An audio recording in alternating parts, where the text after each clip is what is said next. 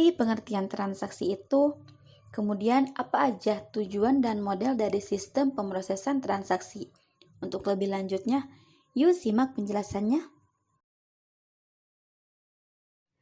Sistem pemrosesan transaksi atau SPT adalah bentuk sistem informasi yang paling sederhana karena fungsinya adalah mencatat data, memproses data, dan menghasilkan informasi baku.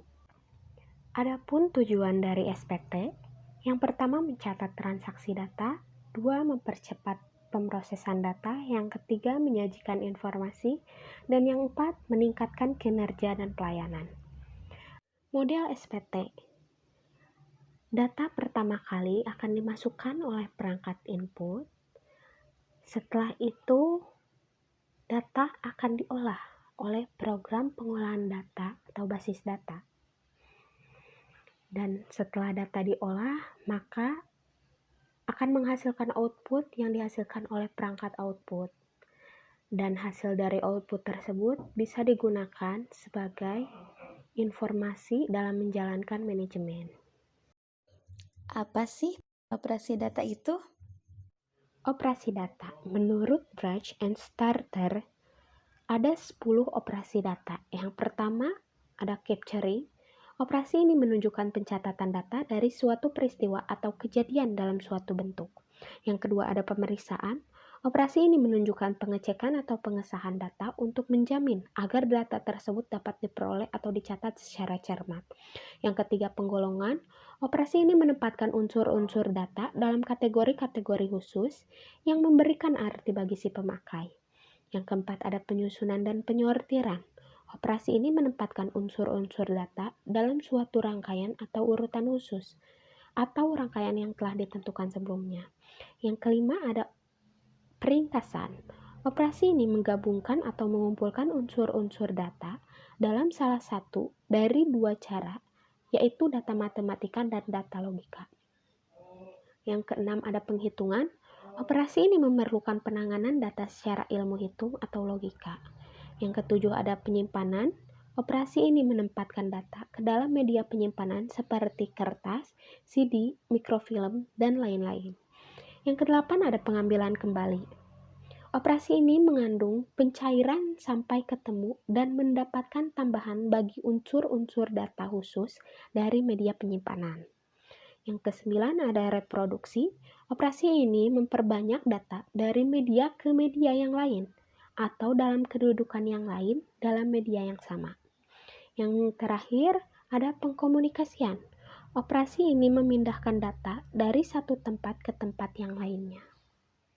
Bagaimana sih metode pengolahan data? Yuk simak penjelasannya. Sistem informasi dalam kebanyakan organisasi biasanya terdiri atas berbagai metode teknologis dan manual. Menurut Branch and Starter dalam Mukijat, mengatakan bahwa metode pengolahan data yang penting diketahui ada 4. Yang pertama manual. Metode manual, semua operasi dapat dilakukan dengan tangan dan bantuan alat-alat penting seperti contohnya pensil, penggaris, kertas, dan lain-lain. Yang kedua ada elektromekanikal.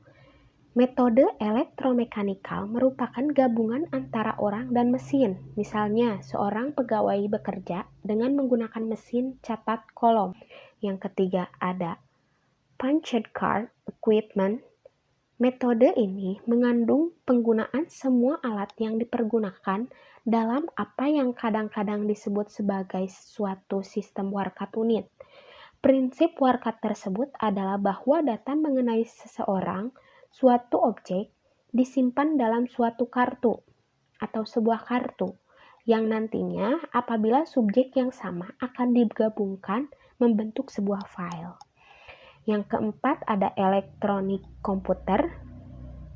Elektronik komputer adalah suatu susunan dari alat-alat masukan, unit pengolahan, dan alat-alat pengeluaran yang digunakan untuk pengelolaan data. Pertimbangan seleksi metode pengolahan data. Pemilihan metode pengolahan data yang tepat untuk suatu penerapan khusus dalam suatu organisasi menuntut penganalisis sistem dalam memahami persyaratan pengelolaan maupun kemampuan pencapaian hasil dari setiap metode pengolahan data. Ada persyaratan pengelolaan data dapat didasarkan pada pertimbangan-pertimbangan sebagai berikut. Yang pertama, volume unsur-unsur data yang dimuat. Yang kedua, kompleksitas operasi-operasi pengelolaan data yang diperlukan. Yang ketiga, pembatasan waktu pengelolaan. Dan yang terakhir, tuntutan melakukan perhitungan.